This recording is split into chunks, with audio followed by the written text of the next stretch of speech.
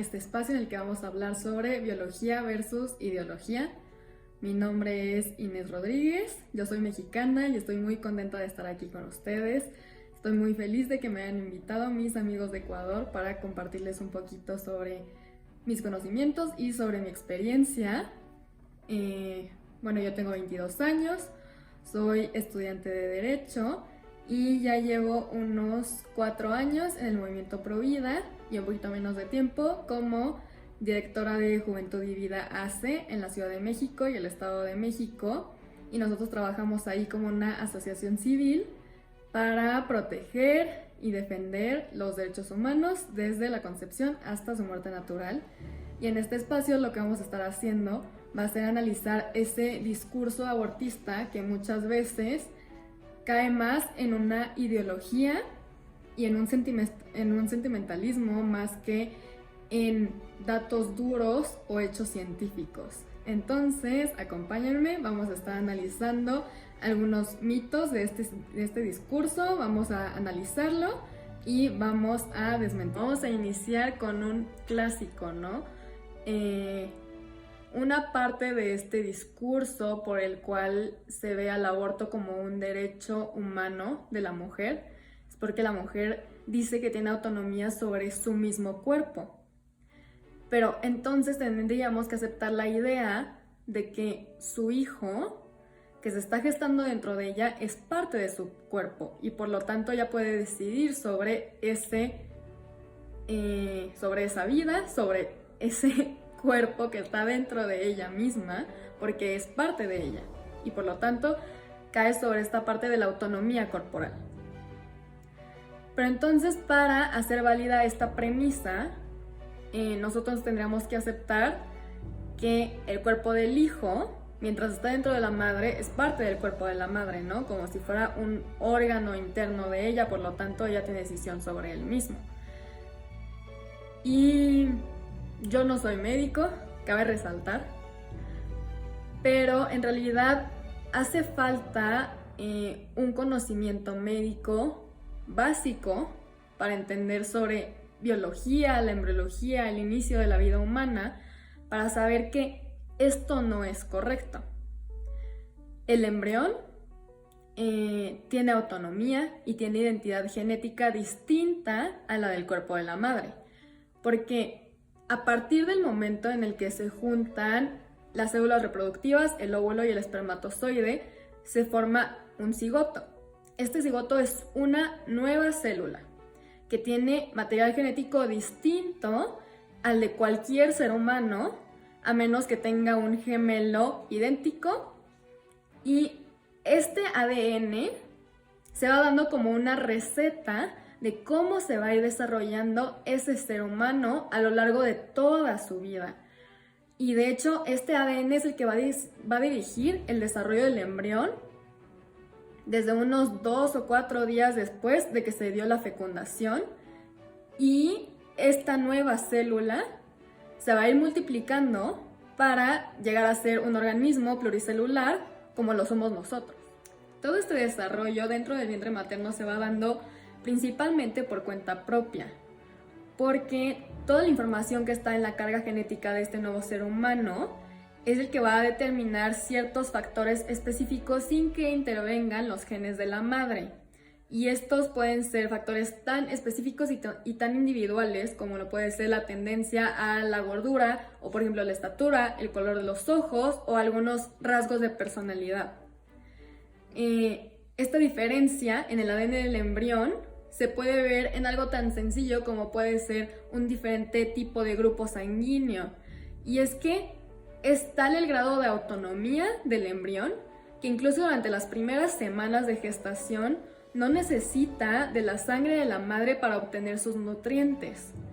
Porque cuando nosotros nos referimos a que el embrión, el feto, el cigoto es un nuevo individuo, es que este tiene plena autonomía, porque no necesita de la madre para desarrollarse en sí, pero sí es un ser dependiente, porque sí necesita del ambiente materno para poder sobrevivir. Pero esto no lo hace parte del cuerpo de la madre. porque en sí todos somos dependientes de un ambiente o de un entorno para poder sobrevivir en alguna etapa de nuestras vidas. Por ejemplo, el recién nacido va a seguir necesitando cuidado, va a seguir necesitando que alguien lo alimente, va a seguir necesitando un ambiente de calor. Entonces, este nuevo ser humano es exactamente igual. Va a seguir necesitando que alguien le proporcione el alimento, va a seguir necesitando esas condiciones que le brinda el vientre materno para seguir desarrollándose.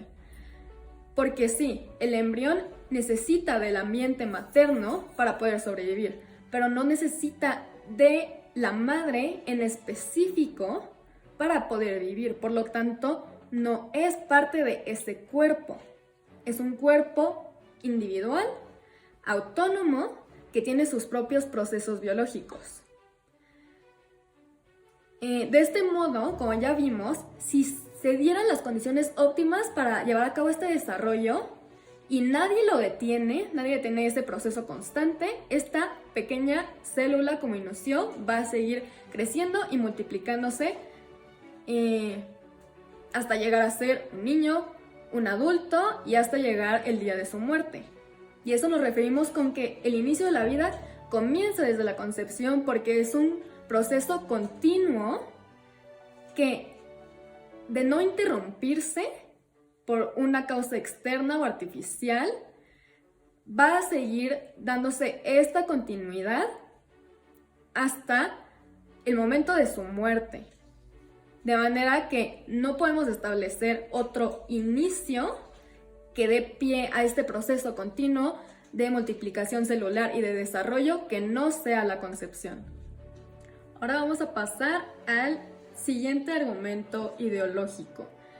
Dentro de este discurso pro aborto, todos hemos escuchado que se dice que para el momento en el que se realiza un aborto es un mero cúmulo o conjunto de células, ¿no? Que no es un ser humano, por lo tanto puede ser desechable. Este argumento puede llegar a ser tan ideologizado o para deshumanizar al embrión o feto, que en realidad cae en una falacia tan errónea que hasta podríamos considerar que todos los seres humanos, aunque seamos adultos, somos un conjunto de células, ¿no? Que funcionamos de manera coordinada y especializada, multicelular. Pero para tocar algunos puntos, para analizar sobre si realmente es un mero cúmulo de células o es un humano en desarrollo, hay que analizar las diferentes etapas y lo que sucede durante este proceso embrionario. Entonces, cuando una mujer apenas está sospechando sobre si pudiera estar embarazada o no, por esta ausencia de menstruación se da generalmente por ahí de las 6 semanas de gestación. Y para este momento, el embrión ya tiene una forma humana. No es simplemente la célula que se ve así chiquita. Ya tiene corazón, ya tiene sistema nervioso central. De hecho, el corazón se comienza a formar a partir de la 3ª semana y en la 4ª semana ya late. Y todo este proceso se vio impulsado por sus propias células y por las propias proteínas que se encuentran en su sangre. Unas semanas después ya podrá ser escuchado este latido a través de una ecografía, pero les quiero compartir algunos rasgos sumamente interesantes sobre lo que ya se puede ir viendo en determinadas semanas de gestación. A las 9 semanas, donde muchos abortos son permitidos, el feto ya puede succionar su pulgar. Esto quiere decir que ya tiene formada su mano y ya tiene formados sus dedos y ya tiene formada su boca. A las 10 semanas, donde también es permitido el aborto en muchos países, se forman las uñas de los dedos de las manos y los dientes y el feto ya puede bostezar. A las 12 semanas, el feto ya tiene sensibilidad en todo el cuerpo, salvo en la espalda y en la parte posterior de la cabeza. a las 14 semanas, donde también es permitido el aborto en algunos países, por ejemplo en Argentina, hay suficiente líquido amniótico para hacer una amniosíntesis. Y a las 24 semanas, a los 6 meses, el aborto también es permitido en algunas partes del mundo. El feto ya es capaz de sentir olores y gustos. Entonces, de esta manera nosotros podemos ver que desde el momento en el que se sospecha sobre un embarazo, el embrión no es meramente un cúmulo de células. Este ya tiene forma humana y ya tiene órganos internos. Y ya es un nuevo miembro de la especie humana. El siguiente mito ideológico dentro del discurso pro aborto, que hemos escuchado muchas veces, es esta parte de que no es un humano.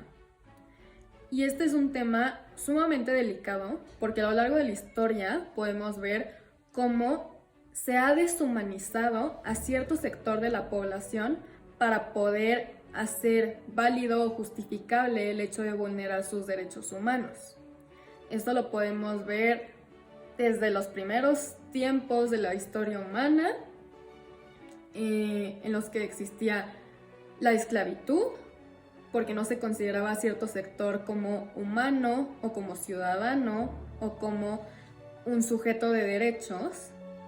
También se pudo ver en el Holocausto, donde no se consideraban humanos por ciertas características físicas o rasgos físicos a un sector de la población.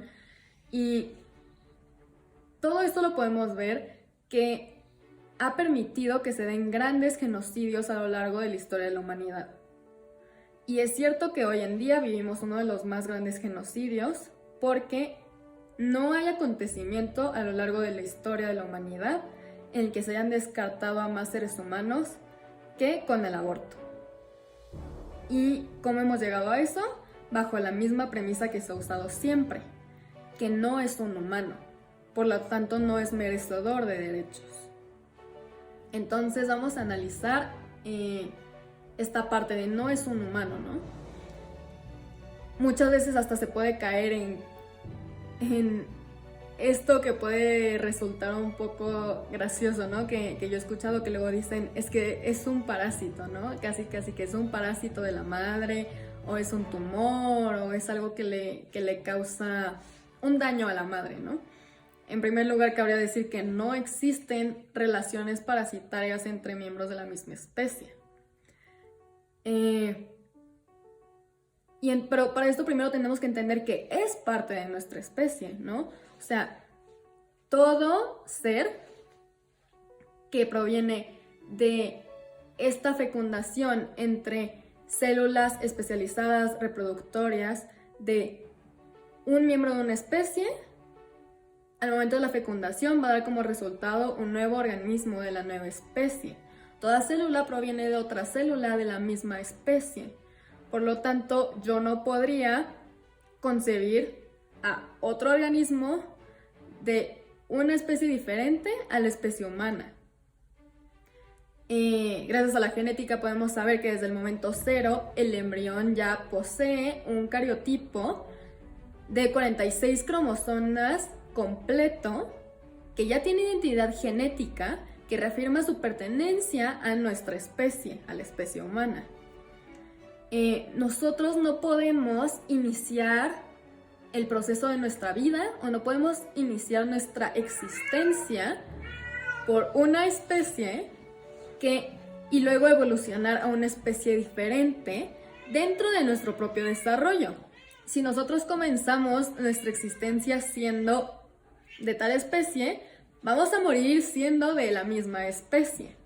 Por lo tanto, no podemos decir que en el inicio de nuestra vida nosotros pertenecíamos a un tipo de especie diferente que no fuera humana y después nos volvimos un humano a lo largo de nuestro proceso embrionario, de nuestro desarrollo fetal o hasta el momento en que nacemos, ¿no? Porque esto yo lo he escuchado muchas veces y es que es algo inconcebible que alguien diga, es que no es un humano hasta que nace, ¿no? Es que entonces, ¿qué era antes, no? O sea, no podemos mutar no podemos cambiar nuestra especie a lo largo de nuestro desarrollo.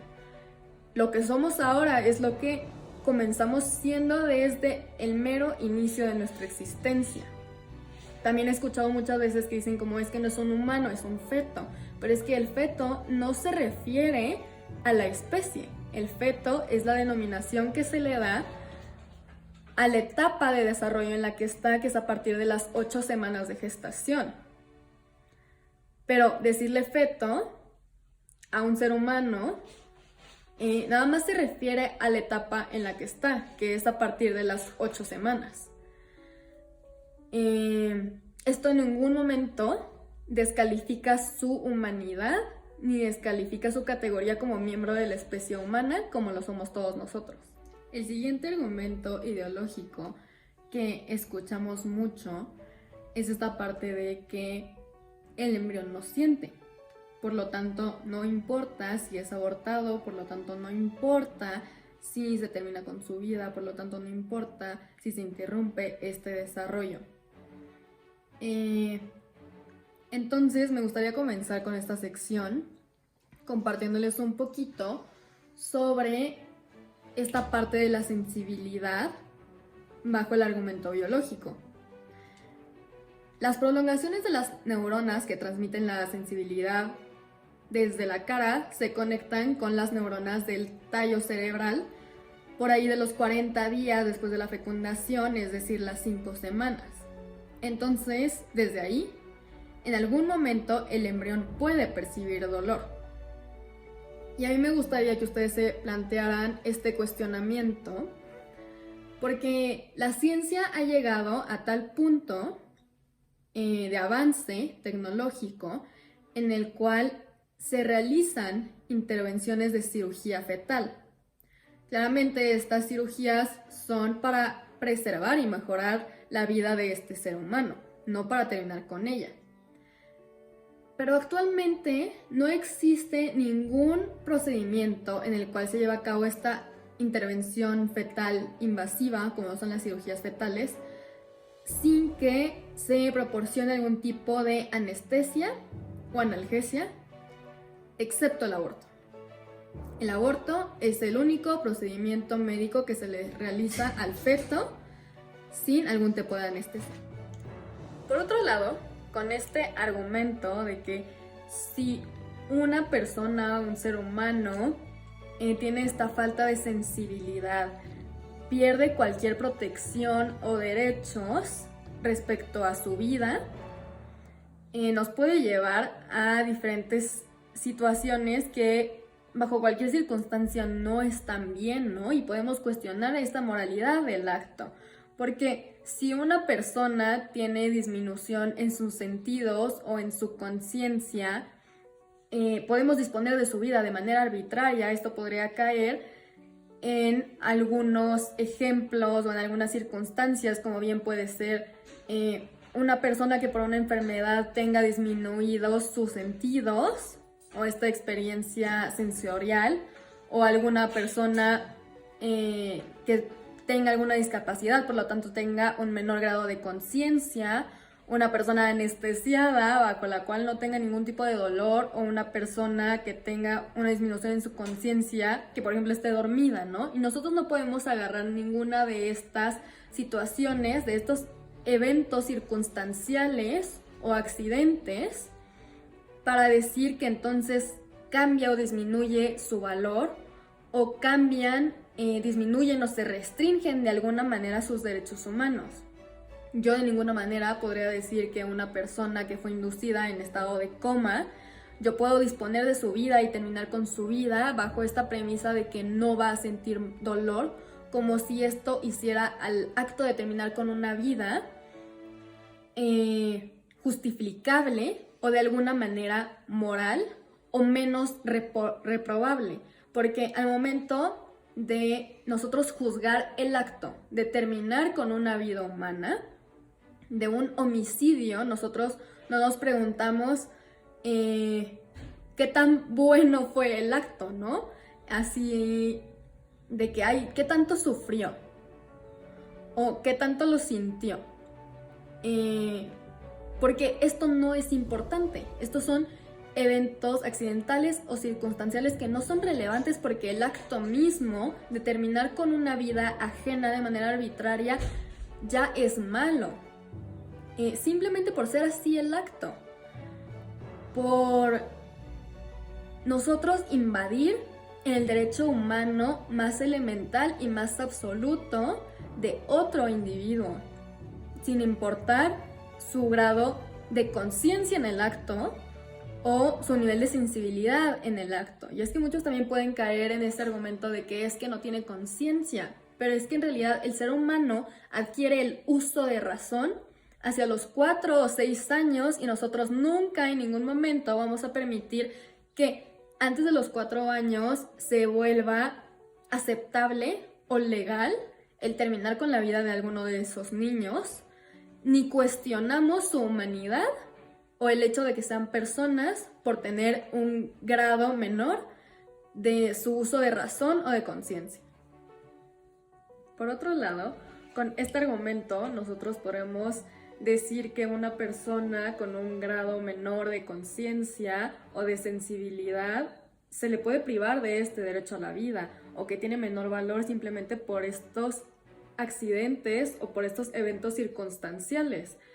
Y esto es totalmente inaceptable, ¿no? Porque entonces, bajo esta premisa, podremos aplicárselo a una persona dormida que tiene un grado menor de conciencia, o una persona que está anestesiada, porque de esta manera no va a sentir dolor, ¿no? Al momento de privársele de la vida. Pero en realidad, con nosotros juzgamos un delito, un crimen o un acto tan atroz como el es terminar con la vida de otra persona, nosotros no tomamos en cuenta qué tanto le dolió o qué tan poco sintió o qué tan poca conciencia tenía la víctima cuando se realizó este acto como para volverlo un poco más moral o un poco menos malo, porque en sí el acto sigue siendo el mismo y sigue siendo igual de inaceptable. Ligado a lo que vimos anteriormente, pueden darse también esta parte del discurso de que el feto, el embrión, no tiene conciencia, por lo tanto no importa que se termine con este proceso de desarrollo. Pero en realidad nosotros hay que tener en cuenta que el ser humano adquiere el uso de razón hacia los 4 a 6 años de edad, y no por eso alguno de nosotros va a alegar que ese niño no es una persona o no merece derechos humanos o no importa el que se termine con su vida. Entonces, como esta disminución en la conciencia o en el grado de conciencia no hace que un ser humano tenga menos derechos o que nosotros podamos decidir sobre su vida de manera arbitraria, nada más por esta falta de uso de razón, porque entonces estamos catalogando a diferentes seres humanos en cajitas y diciendo, bueno, este sector de la población sí tiene derechos, este sector de la población tiene menos derechos, este sector de la población no tiene derechos. Entonces volvemos a lo mismo que estamos platicando, de que catalogamos a cierto sector basándonos en sus cualidades, en su aspecto, en sus rasgos fisiológicos, en su grado de conciencia, pasando por encima de sus derechos y con esto llegando a cometer un genocidio. Ahora rápidamente vamos a tocar esta parte del discurso abortista que estos grupos repiten una y otra vez, que es esta parte del aborto legal, seguro y gratuito. Entonces me gustaría empezar por esta parte del aborto legal, hacer un análisis y decirles por qué en realidad ningún aborto es legal. Basándonos en eso, ustedes que seguramente me están viendo de alguna parte de América Latina y yo que soy de México, me gustaría tocar algunas partes de los tratados internacionales en materia de derechos humanos que nos aplican a todos los estados, parte de la Convención Americana. Entonces, esto del aborto, que ya vimos que sí es la terminación de una vida y de una vida humana, que tendría esta protección de derechos humanos, porque los derechos humanos son para todos sin distinción alguna. Así fue como se estableció basándonos en todos estos tratados internacionales y en estos pactos internacionales para la protección de todos los humanos. Podemos ver, por ejemplo, que en la Convención sobre los Derechos del Niño dice que se entiende por niño a todo ser humano menor de 18 años de edad. Nosotros bien sabemos que ahí en esta definición caben los fetos, los embriones humanos. Y también en la parte del preámbulo, que esta también es obligatorio para los estados cumplirlo, dice que el niño por su falta de madurez física y mental necesita protección y cuidados especiales. Incluso la debida protección legal, tanto antes como después del nacimiento. Entonces ya podemos ver que en esta disposición legal aplicable para todos los estados, podemos ver que se busca la protección del niño hasta antes de nacer, porque se reconoce que ya tiene derechos y porque por su incapacidad de defenderse necesita todavía más protección, ¿no? Este es como el sentido de poner esto en una legislación. Más adelante en el artículo 6 de la misma convención dice que los estados parte reconocen que todo niño tiene el derecho intrínseco a la vida y que los estados parte deben garantizar en la máxima medida la supervivencia y desarrollo del niño. Entonces aquí podemos ver cómo la legislación y cómo el derecho considera a ese feto, a ese embrión todavía no nacido, como un niño. Entonces está súper bien que nosotros nos refiramos a él como niño, porque jurídicamente eso es, y así se le denomina.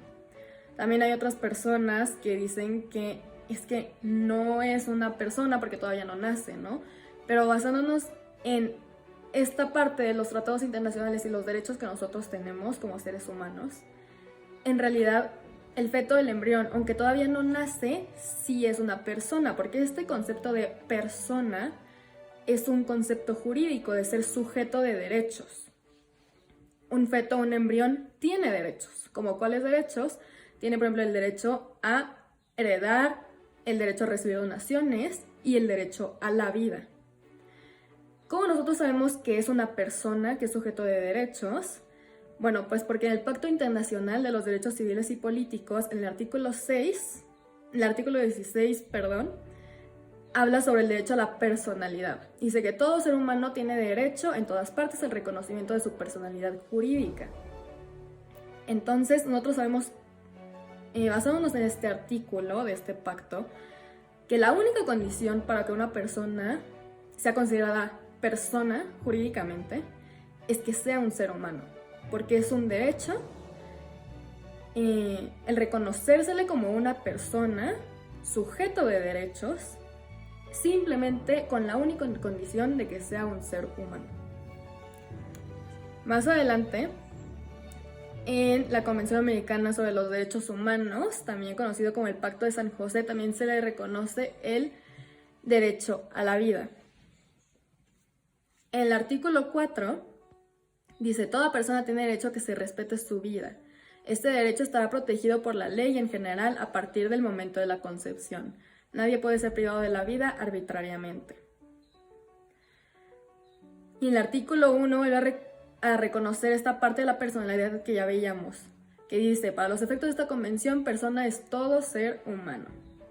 Entonces creo que con estas legislaciones ya nos basta para saber que ningún aborto puede ser legal. ¿Por qué? Porque por más que se legalice o se despenalice en alguno de nuestros países o en alguno de nuestros estados, el aborto siempre va a ser contrario a los derechos humanos, siempre va a ser contrario al derecho a la vida, siempre va a ser contrario al derecho de que se le reconozca como una persona con derechos y que se le tiene que proteger, se le tiene que proteger, que custodiar este derecho a la vida, pero sobre todo también el derecho a tener una vida digna. Después, rápidamente, y porque no tenemos mucho tiempo, vamos a ver esta parte del aborto seguro y gratuito. Esta parte del aborto seguro, la verdad es que yo no sé de qué manera lo quieren establecer, ¿no? Porque muchas veces podemos ver en redes sociales y en los medios esta contradicción de los grupos abortistas que por un lado dicen que quieren aborto seguro, ¿no? Pero por el otro lado, muchas veces vemos que propician el aborto clandestino o, por ejemplo, el aborto en casa. Pero la gran realidad de la que no hablan es que ningún aborto es seguro, ¿no? Nunca va a existir una intervención de tal magnitud que tú puedas asegurar que sea 100% seguro. El aborto más común es el aborto con medicamento. Usualmente se usa el misoprostol. El misoprostol es un medicamento que se usa para úlceras gástricas. Este ni siquiera fue un medicamento que fue producido, que fue creado para realizar un aborto. De hecho, muchas veces en la leyenda del mismo medicamento dice que no se tiene que administrar en el embarazo.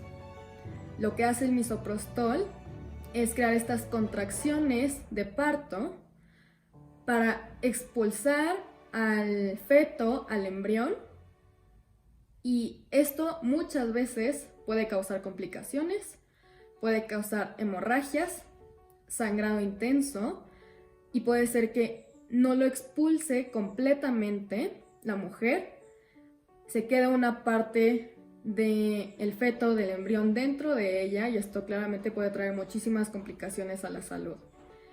El siguiente aborto más común es el aborto por succión. Esta es una intervención quirúrgica, médica, que no es para nada segura. ¿Por qué? Porque esta intervención se realiza a ciegas, ¿no? No es como que introducen una cámara o pueden saber. Muchas veces se pueden dar perforaciones en el útero, se pueden dar heridas dentro del mismo útero que puede provocar infertilidad, que la mujer se quede estéril, y también hemorragias y sangrados que pueden llevar hasta la muerte. Y también hay que tener súper en claro que ningún aborto es seguro, porque nosotros lo que llamamos en la medicina como una práctica segura, una práctica de salud, es aquella que busca preservar la vida. En el aborto, ningún aborto es seguro. Lo único seguro es que sí se va a terminar con una vida humana. Entonces, de ninguna manera nosotros podemos ver el aborto como una práctica de salud, porque esta no busca preservar la vida ni mejorar la calidad de vida. Lo que busca directamente es terminar con una vida humana. Por otro lado, esta parte del aborto gratuito, hay que entender que suena muy bonito en el eslogan, pero poniendo los pies en la tierra, en realidad nada es gratuito. Siempre alguien tiene que pagar por ello. Entonces, aunque el Estado lo promocione como gratuito y la mujer pueda acudir a una clínica sin que se le cobre nada, eso tiene un precio. Esa intervención quirúrgica tiene un precio y lo estamos pagando todos con nuestros impuestos. Pero hay que saber que los recursos son limitados, ¿no? Entonces, si el Estado comienza a pagar abortos, se va a ver reducido el dinero en algunas otras áreas que a lo mejor nosotros sí necesitamos. A lo mejor ese dinero ni siquiera se está destinando justamente para prácticas de salud, como por ejemplo quimioterapias, y se está destinando a abortos, que los abortos sí terminan con una vida humana y no se busca preservar la vida. El aborto no es gratuito y nunca va a ser gratuito. Por algo, hay gran intervención en los estados, parte de la Convención Americana, en los países de Latinoamérica. Nosotros podemos ver una gran intervención de los países donde es legal, de estas empresas internacionales gigantes que tienen clínicas de aborto porque les urge meter este negocio en nuestros países. Y aunque estas sean clínicas privadas y el pañuelito verde dice aborto gratuito, a veces como el Estado, en especial los estados de Latinoamérica que no son estados ricos, van a acudir a estos negocios privados y van a subsidiarlos. Entonces al final el único que termina ganando son justamente estos intereses económicos. Ahora vamos a uno de los temas más sensibles y más delicados, porque muchas veces se trata de justificar el aborto con estos casos extremos o con estos casos que duelen y que son difíciles de hablar, como los puede ser el aborto en caso de violación, ¿no? Cuando una mujer ha sido sujeto de un abuso y de un delito, de un crimen que es sumamente reprobable, y que entonces se busca justificar este acto del aborto, ¿no? Como para intentar subsanar lo que se le ha realizado a esta mujer. Este es un caso sumamente difícil, pero justamente porque es difícil y porque cuesta hablarlo, hay que hacerlo. Porque muchas veces no lo queremos combatir y no lo queremos hablar porque no queremos herir o porque no sabemos cómo hablarlo, pero entonces caemos en justificarlo por mero sentimentalismo sin utilizar la razón y la objetividad. A esta mujer que ha sido sujeto de un abuso y de un delito, hay que tratarla con la mayor comprensión posible. Y hay que brindarle apoyo y hay que pedir que eso sea lo que se le dé, ¿no? Hay que buscar que se le dé apoyo económico, médico, psicológico, que se le dé acompañamiento, que se le dé canalización y contención. Pero desde el momento de la concepción, de la fecundación, como ya lo hemos visto, cuando una mujer ya está embarazada, no solamente hay que tomar en cuenta la vida de la mujer, que claramente es sumamente importante, pero también hay que tomar en cuenta la vida del hijo, porque ese hijo ya está ahí, y ya existe, y ya es sujeto de derechos, y ya merece protección y merece respeto. Entonces, tanto a la madre como al hijo hay que buscar que se le respeten y que se le garanticen esos derechos. Analizando un poquito como esta idea de el aborto, consecuencia de un delito de violación, hablando en términos legales, nosotros en ningún momento se le puede aplicar una pena a alguien más por un delito cometido por otra persona. Yo no puedo pagar la sentencia por un delito que ha cometido mi hermana, por más parentesco que exista. Así como yo no puedo hacer que algún hijo mío pague por un delito que yo realicé. Entonces tampoco podemos concebir esta parte de que el hijo no nacido pague una sentencia como consecuencia del delito producido por su padre. Este niño, este ser humano por nacer, es inocente de cualquier culpa. Nunca ha realizado un acto en su vida, por lo tanto no se le puede imputar una pena, y menos una pena de tal magnitud como lo es la pena de muerte y el privarlo de su vida. Este niño sigue teniendo los mismos derechos que cualquier ser humano, incluyendo la protección a su vida.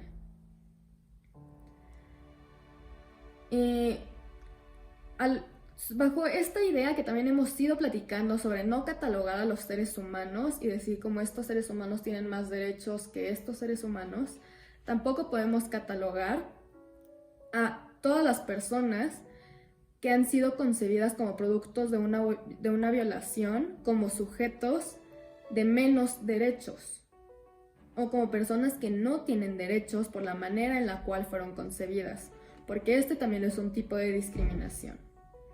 Y muchas veces en este discurso del aborto se puede dar ese tipo de discriminación y nosotros no lo vemos o no lo identificamos.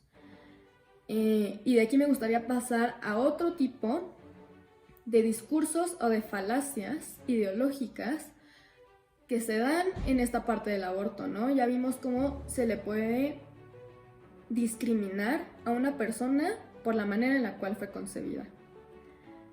Pero muchas veces también se da esta discriminación a las personas que no fueron planeadas. Porque justamente se justifica esta parte del aborto porque la mujer no quiere ser madre o porque la mujer no tiene este deseo de su hijo, de seguir con su embarazo, de ejercer su maternidad. Pero es que en realidad nuestro valor como seres humanos, nuestra dignidad, nuestros derechos no están condicionados. Ya vimos que la única condición para poder ser sujetos de derechos humanos es el ser humanos. No es el cómo fuimos concebidos, no es el deseo que tenga o no nuestra madre de nosotros. No es un argumento sostenible que la mujer no tenga deseo sobre su hijo. Porque en ese caso, muchas personas en el mundo no tendrían derechos. Porque su mamá no los quiso, pero nuestra dignidad y nuestro valor es intrínseco. Es intrínseco por el simple hecho de ser seres humanos, no por el deseo que alguien más, que un tercero, que nuestra madre tenga de nosotros y de tenernos y de nuestra vida. Por eso el Estado es tan importante que proteja a todos los seres humanos sin distinción alguna. Y esto también nos puede llevar a discriminar a un sector de la población, como ya vimos, dependiendo de nuestra concepción, del deseo de nuestra madre o hasta de nuestras características o de nuestra condición, porque también podemos ver cómo se ha dado esta discriminación a un sector de la población como lo son aquellos que vienen con alguna enfermedad o con alguna discapacidad. En algunos países ya ni siquiera se ven nacimientos de niños con síndrome de Down. Y esto no es porque se haya curado el síndrome de Down o por avances tecnológicos o de la ciencia, no. Es porque no los dejan nacer. Es porque se termina con su vida desde antes de nacer. Imagínense cuántas personas nos hacen falta, cuántos deberían de estar aquí con nosotros, pero a causa del aborto y de este discurso, hacen falta aquí. Y es que es un tema sumamente sensible porque estamos hablando de personas que tienen un valor y que no se les protegió lo más esencial y lo más fundamental, que es su derecho a la vida. Entonces creo que también en este punto nosotros tenemos una responsabilidad y tenemos un mensaje que mandar a todos aquellos que están escuchando esto. Si alguna vez han sentido a causa de este discurso que no valen o que no merecieron vivir o que no merecieron nacer o que en algún punto de su vida, de su existencia, no se les debió proteger.